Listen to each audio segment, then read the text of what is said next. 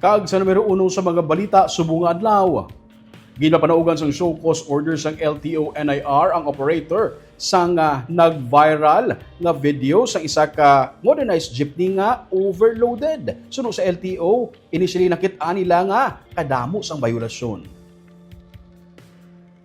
Kainagin papanaugan sang show cause order ang operator sa modernized jeepney sa Alhis route sang mag-viral sa social media ang video nga nagapakita nga overloaded sang mga pasahero. Nakip na diri ang kabataan nga nagatindog na sa sulod sang salakyan.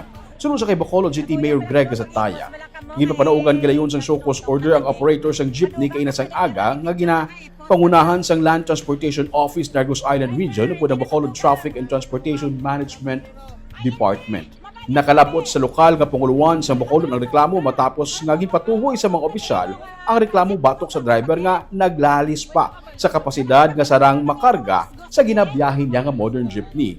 Sa statements ng LTO-NIR, ginsiling sang ahensya nga nakarehistro ang among salakyan sa MBMJ and Uy Transport Services Incorporated nga sa karon na paidalom sa administrative inquiry para sa potensyal nga bayolasyon sa Republic Act 4136 lakip na ang overcapacity, reckless driving, discourteous conduct kag non-compliance sa franchise conditions. Gitagaan sila sang LTO sang 5 ka adlaw para maghatag sang written explanation.